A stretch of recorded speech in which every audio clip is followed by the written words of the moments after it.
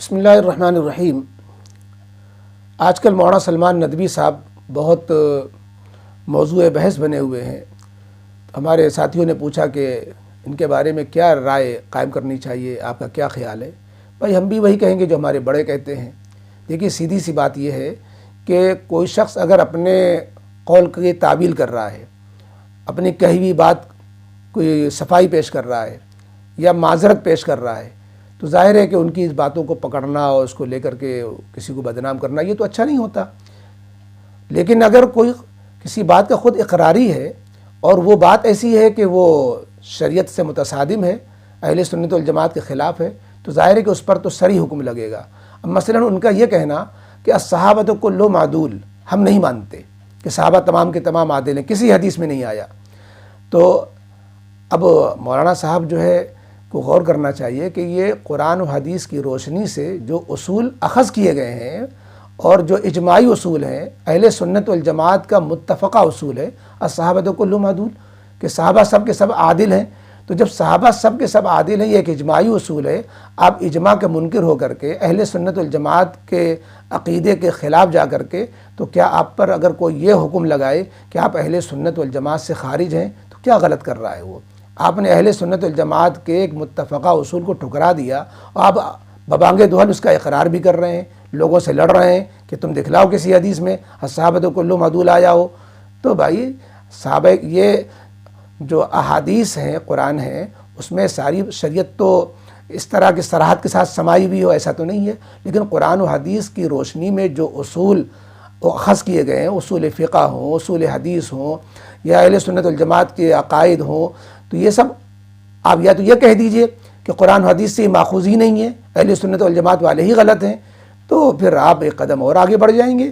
ابھی تو آپ صرف اتنا ہوا ہے کہ آپ نے ان اصولوں کو ٹھکرا کر کے جو اہل سنت والجماعت کے اجماعی ہیں، اس کی وجہ سے آپ اہل سنت والجماعت سے خارج ہو گئے۔ اور بھی اس طرح کی کئی باتیں میں نے بطور مثال کے ایک بات پیش کی ہے، ورنہ وہ جس انداز سے صحابہ کرام پر بھونک رہے ہیں، بھونکنا ہی کہیں گے، کیونکہ ایک طرف صحابہ ہوں، ایک طرف آج کے 1500 سال کے لوگ وہ جو ہے صحابہ کرام پر تبرہ و تنقید کریں، اس کو بھونکنا نہ کہا جائے تو کیا کہا جائے؟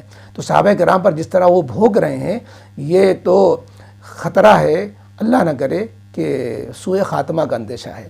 ایسے شخص کا ایمان سلامت نہیں رہ پاتا۔ وہ بڑے آدمی ہیں، ان کی بڑی خدمات بھی ہیں، لیکن اللہ تعالیٰ کے ہدایت و ضلالت کے جو اصول ہیں، بعض دفعہ اللہ تعالیٰ کسی کو ہدایت سے ہٹا دیتا ہے، کسی ایک خطرناک عمل کی وجہ سے کوئی عمل اللہ تعالیٰ کو ناراض کرنے والا ہوا، اللہ تعالیٰ نے ہدایت سے محروم کر دیا، ہٹا دیا۔ بہرحال ابھی بھی ان کے لیے یہ زندگی جب تک باقی ہے انسان توبہ کر سکتا ہے۔ ہم یہ کہیں گے وہ توبہ کر لیں، اعلان کر دیں کہ میں جو ہے اپنے نفس کے بہکاوے میں آ گیا، یا کسی کے بہکاوے میں آ گیا، یا شیعوں سے متاثر ہو گیا، یا میرا مطالعہ جو ہے میں نے بڑوں پر بھروسہ نہیں کیا۔ دیکھیے خود مولانا علی میاں رحمۃ اللہ علیہ کی جو وصیت ہے، ان کی تلقین ہے کہ میں نے جتنا غور کیا، ہدایت پر جمنے کا اصول یہی ہے کہ سواد اعظم سے اور اہل سنت والجماعت کی اجتماعیت سے نہ ہٹا جائے۔ آپ ہٹ رہے ہیں، براہ کرم آپ اپنے بارے میں غور کریں کہ آپ اہل سنت والجماعت سے ہٹ رہے ہیں، مولانا علی میاں کی نصیحتوں سے بھی آپ ہٹ رہے ہیں۔ آپ ان کو سامنے رکھیں اور صرف اجتہاد سے کام نہ لیں کہ حدیث میں نہیں ہے، حدیث میں یوں ہے۔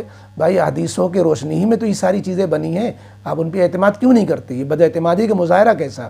اس لیے آپ اپنے کو کسی کو بڑا بنائیے، مولانا رابع صاحب سے مشورہ کیجیے، اور کوئی آپ کا دنیا میں کوئی بڑا ہو اس سے ذرا سنجیدگی سے مشورہ کیجیے کہ ہمیں کیا کرنا چاہیے۔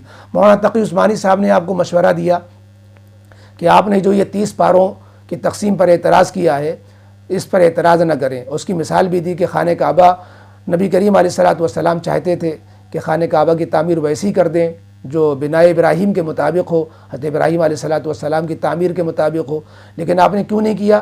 کہ اس سے جو ہے عوام میں خامخواہ انتشار ہوگا۔ تو آپ کو اس کی بھی پرواہ نہیں ہے کہ ہم ایسی باتیں کریں گے جس سے عوام میں انتشار ہو، کہ تو نہیں جانتے ہم انتشار، ہم تو اصلاح کی باتیں کہہ رہے ہیں۔ حالانکہ قرآن کی آیت بظاہر آپ پر صادق آ رہی ہے، الا انہم هم المفسدون۔ وہ دعویٰ کرتے ہیں کہ انما نحن مصلحون، الا انہم هم المفسدون۔ یہی تو فساد کے سبب بن رہا ہے، جس کو آپ کہہ رہے ہیں کہ ہم اصلاح کے نام پہ کر رہے ہیں، نئی تنظیم بنا رہے ہیں اور نئی جماعت بنا رہے ہیں، نئے خود بذات خود امیر بن رہے ہیں۔ بہرحال ہم جو زیادہ تبصرہ کریں گے چھوٹا منہ بڑی بات ہو جائے گی، لیکن یہ جو باتیں ہم نے عرض کی ہیں یہ ہماری اپنی باتیں نہیں ہیں، یہ بڑوں کی بات ہے جس کو ہم نے اپنے لفظوں میں ادا کیا۔